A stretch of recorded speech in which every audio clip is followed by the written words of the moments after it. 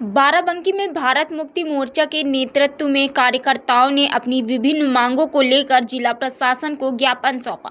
संगठन ने जाति आधारित जनगणना, विशेषकर ओबीसी वर्ग की अलग से गणना कराने की मांग उठाते हुए भाजपा पर ओबीसी के साथ धोखाधड़ी का आरोप लगाया है। साथ ही एससी, एसटी और ओबीसी वर्ग के हितों में सख्त यूजीसी बिल लागू करने की मांग की गई। ज्ञापन में 2011 से पूर्व नियुक्त शिक्षकों को शिक्षक पात्रता परीक्षा टेट से मुक्त कराने की भी बात रखी गई। कार्यकर्ताओं ने बताया कि इन मांगों को लेकर देश भर में चरणबद्ध आंदोलन चलाया जा रहा और इसी कड़ी में बाराबंकी में भी प्रशासन को ज्ञापन देकर अपनी आवाज बुलंद की गई।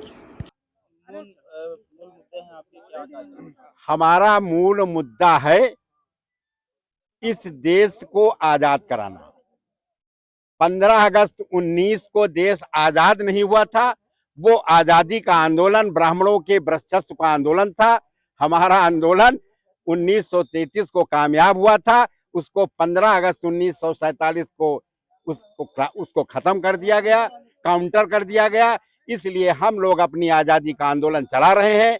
इस देश के अंदर हमारे लोगों को, बाबा साहब को संविधान मिलने का अवसर मिला, तो आर्टिकल 19 के तहत हम लोग अपनी बातें कह रहे हैं। आर्टिकल 19 के अंदर जो सत्य है वो बात हम कर रहे हैं।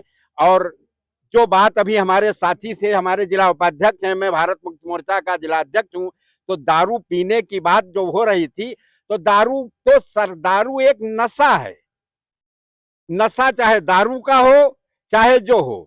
अब यहाँ की मीडिया को हमारे समाज के लोग भी पत्रकार हैं, मैं उनसे पर्सनल जाकर मिला तो वो लोग कह रहे थे कि मैं बाबा जी आपकी खबर ऊपर को भेजता हूं, लेकिन वहां पर बैठे जो संपादक लोग हैं आपकी खबर नहीं निकालते हैं। और जब मैं ज्यादा भेजता हूं तब कहते हैं आपको मीडिया का काम करना है कि नहीं करना है। इसलिए बहुजन समाज के लोगों को, यहाँ के मूल निवासियों को, हम लोग इतना बड़ा देश भर में आंदोलन चला रहे हैं।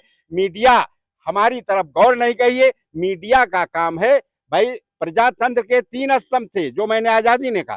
कार्यपालिका की आप भी देखते होंगे, न्यायपालिका की गत आप देख रहे हैं, विधायिका की खत वो भी आप देख रहे हैं, और चौथे स्थान पर रह गई मीडिया। और मीडिया का कितना बुरा हाल है भाई। मीडिया के लोगों को आप, उनकी मजबूरी है निष्पक्ष काम न करना। बड़े बड़े लोगों, विधायकों को वेतन भत्ता दिया जाता है। अगर मीडिया के पत्रकारों को भी वेतन भत्ता जागरूक से दिया जाए तब उनका परिवार चलेगा, तभी वो जागरूक से समाज की खबरें निकाल लेंगे।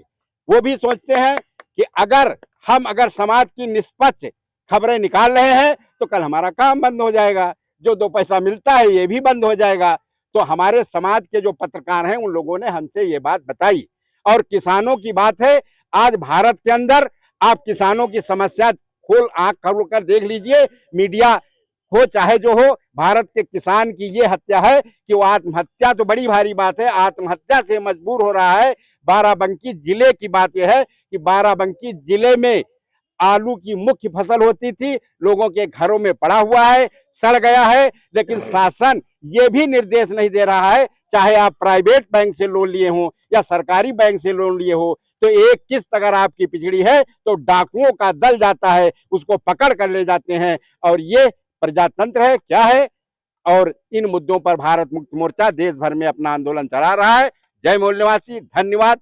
हम या कहीं कोई मंत्री आके वहां लेटरिंग करता है, यहाँ ये करता है, फर्जी खबरें दिखाई जाती है। कहीं पेड़ कट रहा है तो कहूँ क्या कट रहा है। जो मुख्य मुद्दे हैं, राष्ट्रीय मुद्दे की लड़ाई होती है इस देश के अंदर, वो छुपा रहे हैं। ऐसा लग रहा है कि जैसे कि चौथा स्तंभ जिसे बिल्कुल स्वतंत्र होना चाहिए, वो पूरी तरह से जो है ब्राह्मणों की गुलाम हो चुकी है। इस देश में आरएसएस की गुलाम हो चुकी है, और आरएसएस जो है अपने स्तर से इन लोगों को चला रही है। तभी तो हम लोग बहुजन लोगों का मुद्दा इस देश में नहीं उठाया जाता है। अगर उठाया जाता तो हम दारू पी के सोने की बात नहीं करते। अगर आगे नहीं उठाएगी तो इस देश में चौथा स्तंभ मीडिया के खिलाफ हम लोग देश भर में प्रदर्शन करेंगे और लोगों को बताएंगे, टीवी चैनल से बंद कराएंगे कि हमारे लोग नहीं देखेंगे। सोशल मीडिया का हम लोग सहारा लेंगे, और सोशल मीडिया हमारा बंद करने का काम माननीय वामन मेश्राम साहब का सरकार के द्वारा या यहाँ के सामंतवादियों के द्वारा किया गया है। मेरा तत्काल प्रभाव से निवेदन है कि उसको चालू करने का काम किया जाए, अन्यथा ये इस देश में बहुत बड़ा मोड़ आ सकता है बहुजनों को लेकर के।